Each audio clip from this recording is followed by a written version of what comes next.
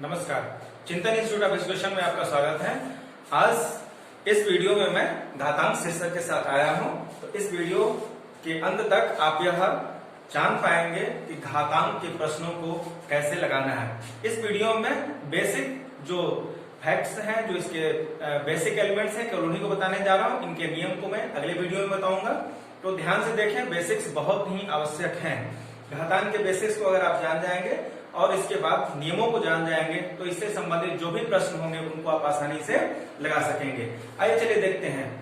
हम जानते हैं कि जो हमारी संख्याएं हैं वह कई प्रकार की होती हैं। उसमें से एक प्राकृतिक संख्या है जो कि 1 से स्टार्ट होता है। सबसे छोटी प्राकृतिक संख्या 1 है।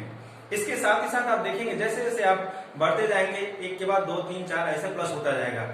लेकिन इसकी सबसे बड़ी संख्या कौन सी होगी, इसकी कोई लिमिट नहीं है या बहुत बड़ी हो सकती है। ठीक है, अब समस्या आती है कि हम बड़ी से बड़ी संख्याओं को प्रदर्शित कैसे करेंगे। तो आप देखेंगे कि जो भी बड़ी संख्याएं हैं उनको लिखने के लिए हम घातांक का प्रयोग करते हैं। घातांक का प्रयोग करके बड़ी से बड़ी संख्याओं को हम छोटे में प्रदर्शित करते हैं। फॉर एग्जाम्पल, जैसे हम ये कहते हैं कि हमारे पास यह एक संख्या है 1 लाख। हमने यह 1 लाख लिखा है, 1 लाख है। इसे हम छोटे में कैसे लिखेंगे? तो घातांक के रूप में जब हम लिखेंगे तो यह छोटा हो जाएगा। लेकिन कैसे छोटा होगा? तो आप देखें इसमें 1 लाख में कितने शून्य हैं? तो आप देखेंगे कुल 5 शून्य हैं। 1, 2, 3, 4, 5। ठीक है, अब देखें यह जो 1 लाख है हम इसको 10 के गुणन के रूप में भी लिख सकते हैं। कैसे? तो देखिए 10 गुणे 10 गुणे 10 गुणे 10 गुणे 10। अगर हम 10 का 5 बार गुणा करें तो उत्तर 1 लाख ही हमें मिलेगा। देखें 10 में 10 का गुणा करेंगे 100, 100 में 10 का गुणा करेंगे 1000, फिर 1000 में 10 का गुणा करेंगे 10,000 और 10,000 में जब 10 का गुणा करेंगे तो आ जाएगा 1 लाख। तो आप यहाँ देख रहे हैं कि एक ही संख्या का बार बार आपस में गुणा हो रहा है।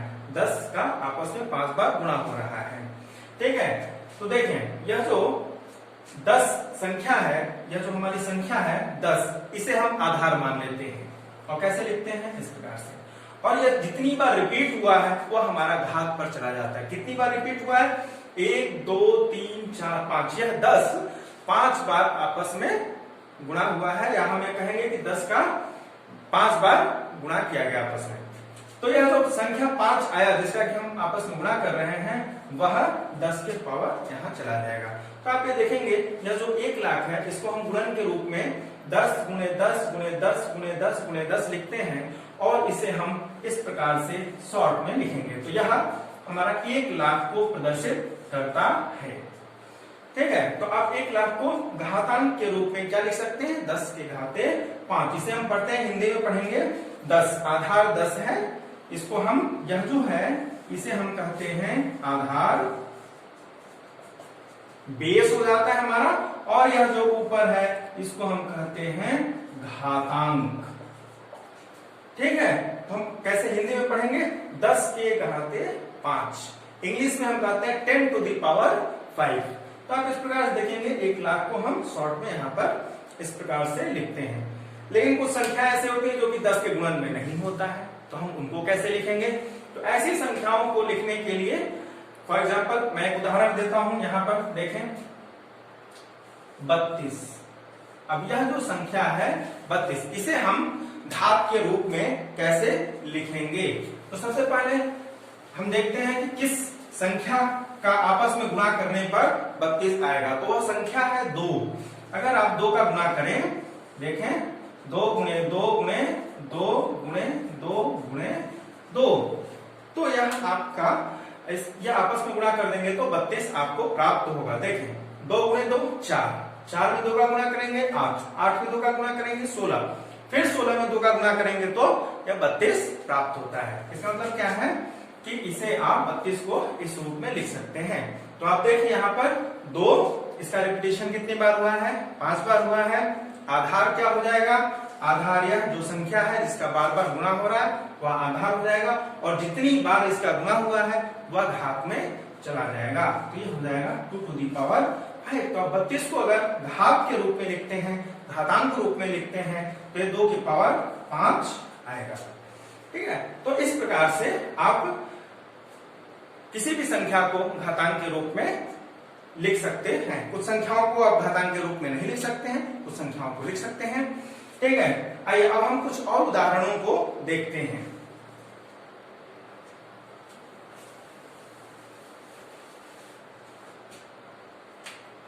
पहले मैं ले लेता हूं 3।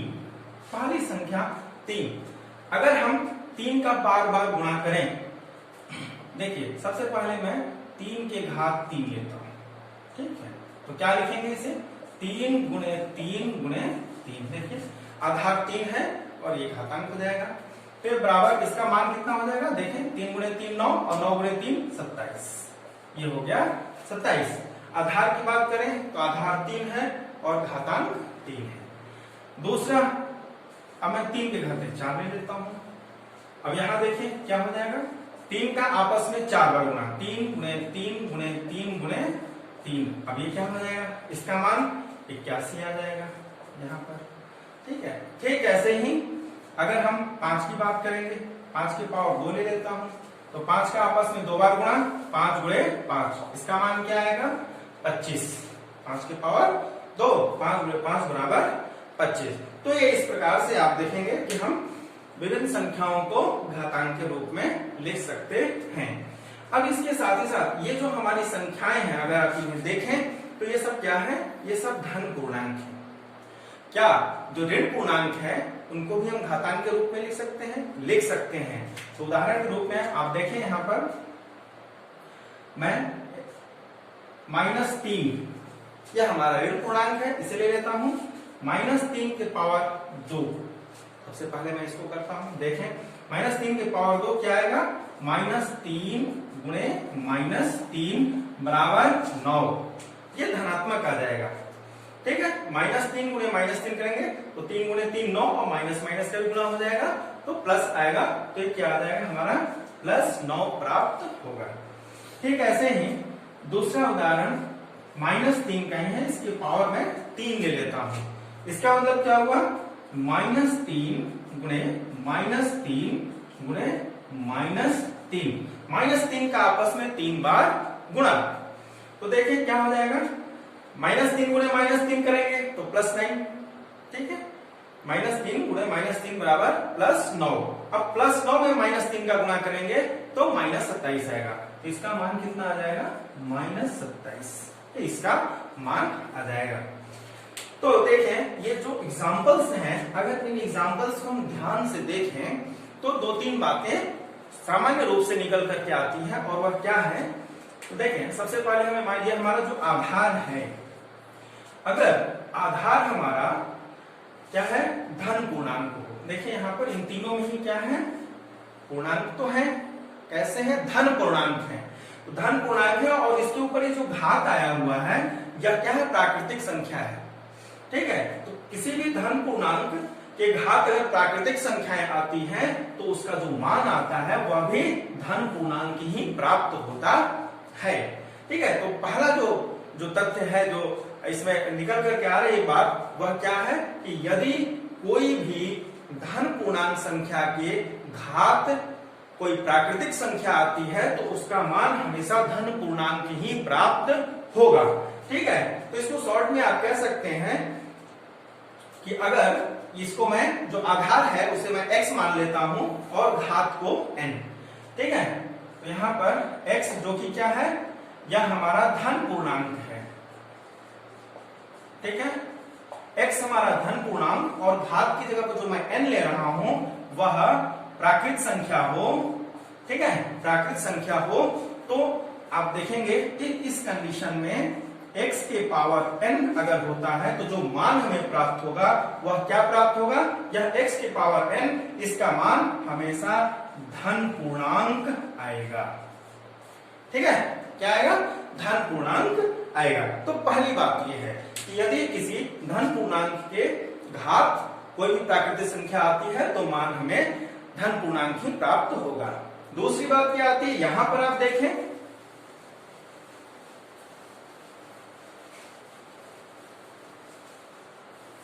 नीचे के उदाहरणों को मैं देखता हूं। अब जो हमारा आधार है वह धन पूर्णांक की बजाय क्या है? ऋण पूर्णांक है, ऋणात्मक संख्या है। और घात देखिए यहाँ पर प्राकृतिक संख्या है, लेकिन यहाँ पर देखिए यह क्या है, सम संख्या है और यह क्या है, विषम संख्या है। तो जब हमारी ऋणात्मक संख्या होगी आधार की जगह पर, ऋणात्मक संख्या के घात अगर सम संख्या आती है, सम प्राकृतिक संख्या आती है, तो इसका वैल्यू क्या है, हमें धन पूर्णांक प्राप्त होता है। लेकिन अगर किसी भी ऋण पूर्णांक के घात अगर विषम संख्या आती है तो उसका मान क्या आ रहा है, वह ऋण पूर्णांक प्राप्त होता है। तो ये दो बातें हैं। अब यहाँ पर अगर हम सबसे पहले इस कंडीशन को मैं लेता हूं, अगर मैं यहाँ पर मान लू ये जो हमारा x है, x क्या है, ऋण पूर्णांक, x हमारा यानी कि आधार ऋण पूर्णांक हो और घात n या क्या है, सम संख्या हो, n क्या हो, सम संख्या।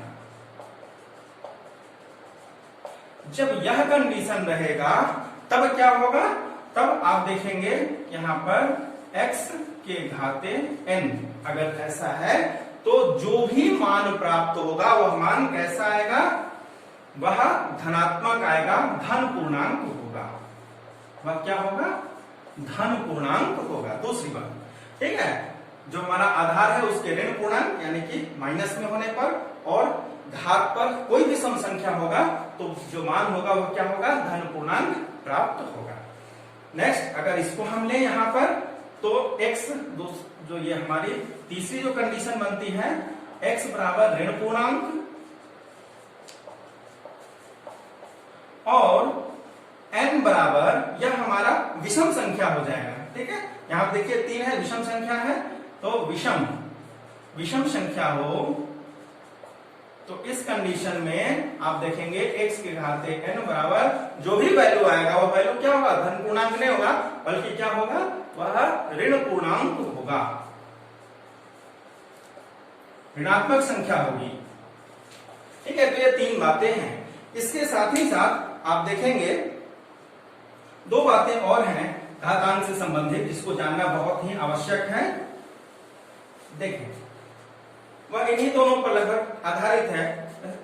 यह -1 हमारी संख्या क्या है, -1। अगर इसके घात 1 है तो इसका मान कितना आएगा, -1 आएगा। दूसरा, -1 के घाते अगर हम 2 कर देते हैं तो इसका मान कितना आ जाएगा, 1 आ जाएगा। कैसे, देखिए इन्हीं दोनों नियमों से है। पहला क्या है, यह आप जानते ही हैं, किसी भी संख्या के घात अगर 1 आता है तो वही संख्या, उसका मान वही संख्या ही होती है। इसे याद कर लीजिए, कोई भी संख्या है तो इसे आप शॉर्ट में हमें कहते हैं सूत्र रूप में, a के घात 1 है तो बराबर a होता है। ठीक है, और a के घात अगर 0 आया तो इसका वैल्यू 1 होता है। ये 2 चीजें आप याद कर लें। ठीक है, तो -1 के पावर 1 है तो इसका मान -1 आएगा। फिर -1 इसके घात 2 है तो आप देखिए यहाँ पर ये सम संख्या हो गया और ये ऋणात्मक संख्या है, तो आप देखिए घात हमारा सम है और ये ऋणात्मक है, तो वैल्यू क्या आएगी, धन पूर्णांक आएगा।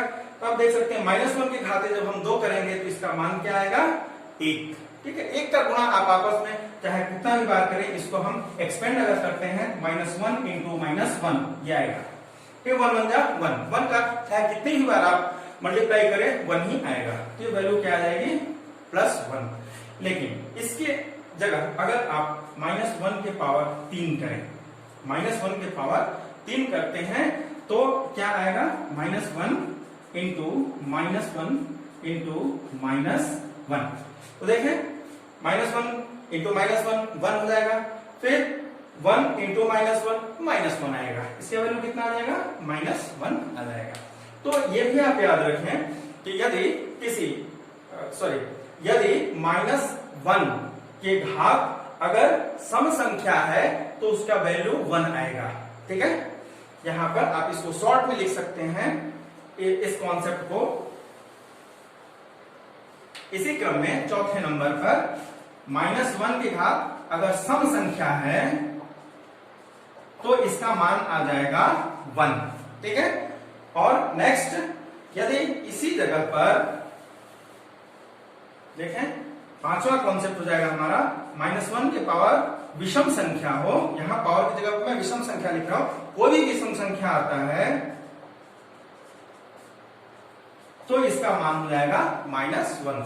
तो आप देखेंगे कि घातांक से संबंधित ये 5 बातें हैं, इन 5 बातों को आपको ध्यान में रखना होगा। ठीक है, ये बहुत ही महत्वपूर्ण तथ्य है। उसके साथ साथ आप इसको भी याद कर सकते हैं। ये सूत्र रूप में है, किसी भी संख्या के पावर 1 है तो उसका मान वही संख्या होता है, और किसी भी संख्या के पावर यदि 0 है, किसी भी संख्या की घात 0 है तो उसका मान 1 आता है। ठीक है, और ये 5 जो हमारे सूत्र रूप में 5 बातें निकल कर आई हैं घातांक से संबंधित, इनको बहुत ही ध्यान पूर्वक आप देखें और इसे सीखें। ठीक है, तो निश्चित ही आप इसका जो बेसिक्स है उसको जान करके आगे के प्रश्नों को आसानी से लगा सकेंगे। तो बने रहिए हमारे साथ, अगली वीडियो में मैं घातांक के नियमों को लेकर आऊंगा।